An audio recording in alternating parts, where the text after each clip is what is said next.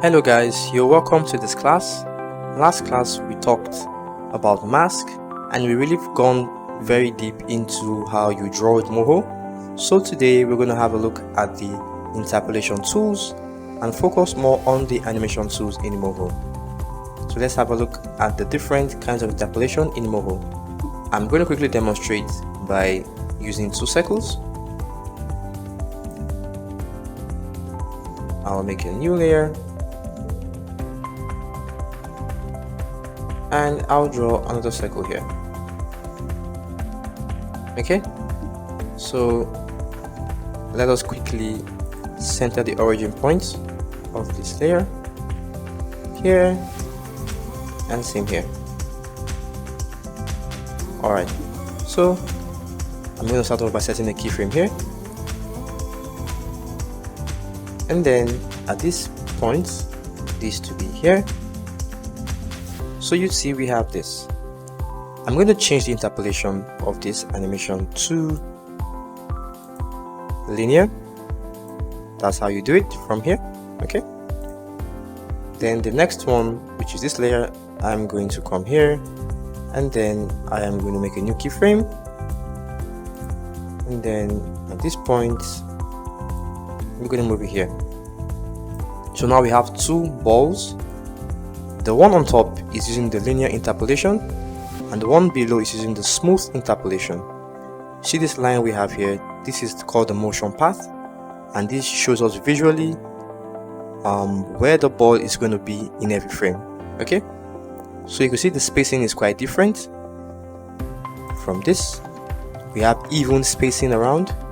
Okay, and this has a little bit adjusted keyframes for the positions. So if I play it, you see the difference.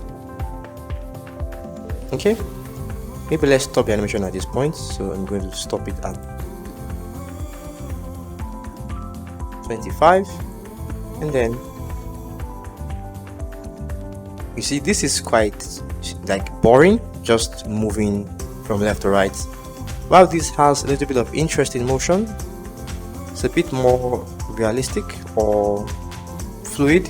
Alright, so that's simply called interpolation. The other examples, we also have, we've talked about linear, ease in and ease out. This is more extreme, but pretty much just like smooth. But I'm going to select these keyframes.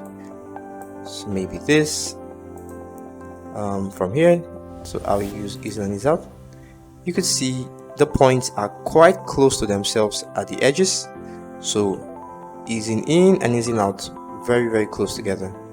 So it's more extreme, but it's more pronounced now. Okay, and mind, these are the same time, they both end at frame 24, but just different interpolation, and you see the effect it gives are totally different. Okay, let's check ease in. So you could see it's a little bit slow in the beginning. Okay, and then I could use ease out, which does the opposite direction, easing out of the animation, of that position rather. Okay, so it's quite subtle, but it gives you a very different feel of your animation. We have Bezier. Bezier gives us handles when we are doing the motion graph like this. So if I scale up, I can use my scroll wheel or just try and auto zoom. Okay, and then I can double tap this. I can adjust the handles, but this is going to be in a later class. Alright, but that's what the Bezier interpolation does. Then let's look at the next one, which is step. Step just literally has no interpolation. It just keeps the keyframes held to the next keyframe, which is, yeah, could be good for planning your animation, but for now we don't need this for now. We also have noisy, which just gives us very noisy movement. Okay, you see, I could adjust the amplitude, scale of the noise, and it could give us a very nice effect. You see something just popped up, which is the keyframe window. This can be accessed by going to window and then going to keyframe. Alright, very useful menu, because in this menu you could do the same things you have here and do them here. Okay, so let's try the next interpolation. We have cycle. Cycle is very useful because I will demonstrate this by using this example. Let's change it back to smooth, and then maybe from this last keyframe I'm going to cycle it back to the beginning. Okay, so with this highlighted, I go to here and then I use cycle, and then cycle has two values, absolute and relative. Absolute means this is going to cycle back to the absolute frame or frame 2 regardless of where my keyframe is. So you see, when I move this, it always goes back to this point. I can change that number. Maybe I want you to start at another frame or something. Okay, and if I expand my timeline, you see what happens when it stops here. It's going to go back to the beginning, which is this frame again. Okay, so it's just going to keep cycling back. When it comes here, it goes back. When it comes here, it goes back, so on and so forth. So you see, this could be useful in very interesting places like a walk cycle, and things that have to be repeated over a long time. Also, a relative is relative position to this frame. So this is going back 22 frames relative to this selected keyframe. So when I move this around, it follows it 22 frames behind. So this could be useful for your use case. Well, that depends on what you're using it for. We also have additive cycle, which more or less adds to the motion. So when I select this option, you see it's going to extend that motion. It's going to have this amount of motion added to the next cycle, and to the next, to the next, and then to the next. So what happens is that instead of going back, it's going to actually go forward after this keyframe, because it's adding this value to the next keyframe. Okay, as you can see, it goes forward, and that could go on indefinitely till I stop it. Okay, so that's very interesting. Or if I add a new keyframe, it's going to stop. So cycles are very powerful for things like tires, people walking, and other things. Okay, so that's what this does. We also have this value, which is interval. Interval essentially just makes a duplicate of each frame and has 2 frames for every frame. So how that looks is more of something you see than I explain. Okay, so let me just play that and you see how it looks like. So I'm going to select, make sure you have the right frame selected. So I'm going to select maybe these 2 frames, and then I change it to okay, so let's see. So now you see the motion. Okay, you see it's quite choppy. All right, let's make sure we also have this disabled. So you see it's quite choppy. It's not as smooth as the first, so it's just duplicating every frame and giving us 2 duplicates.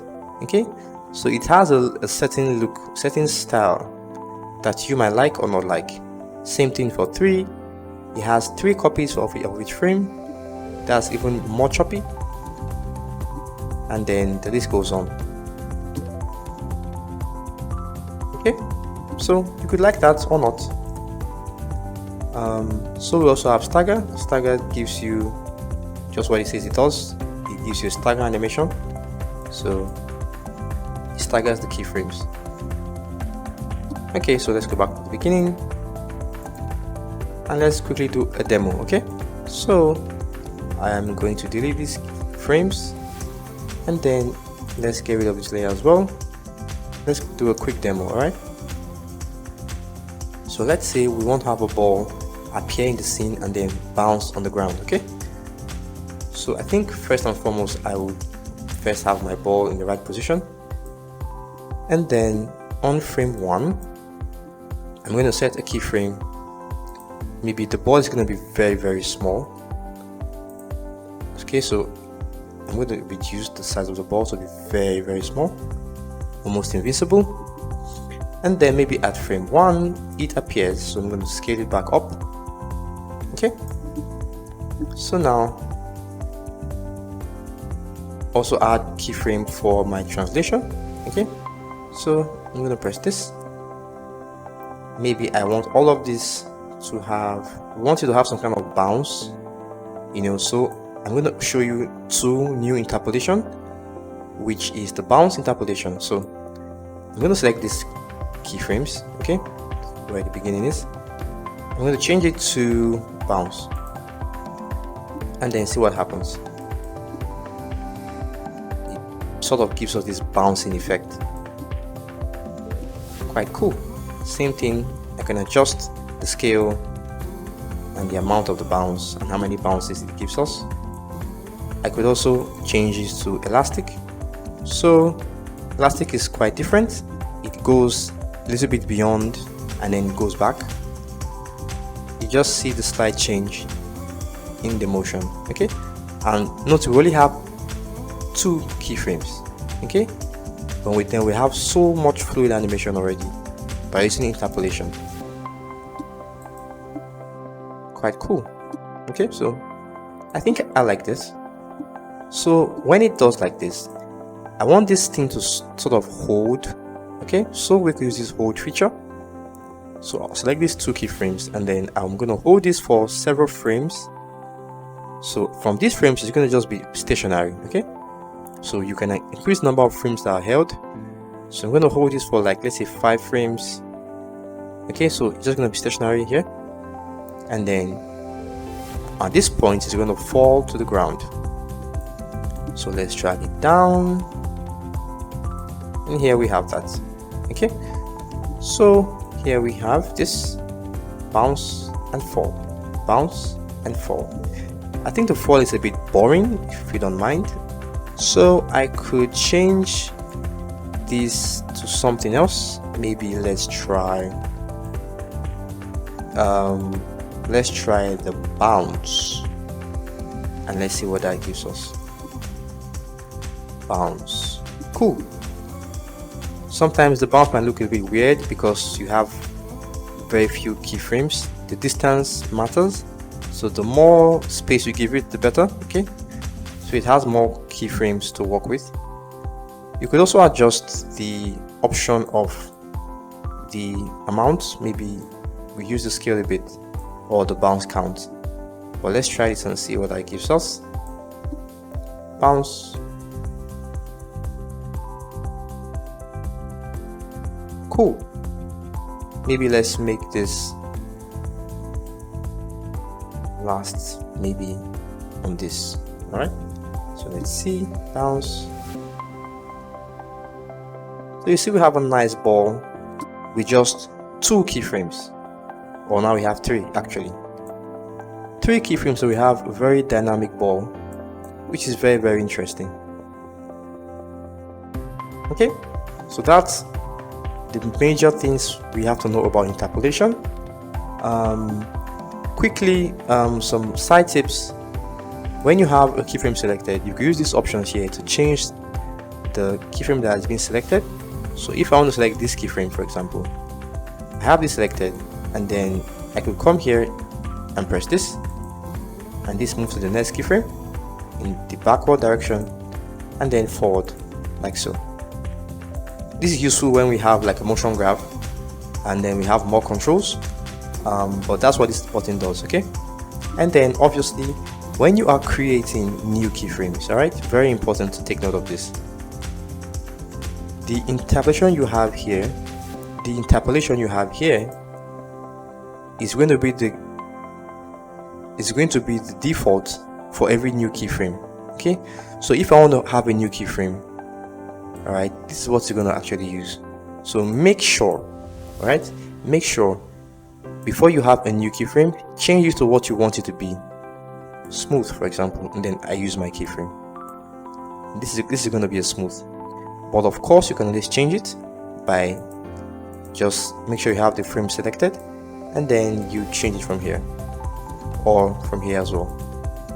Okay, but just take note that what you have here, okay, is what is going to be the default of every new keyframe that you create. All right, so very important to take note of that. So you see, we have done the animation for our ball. Very interesting.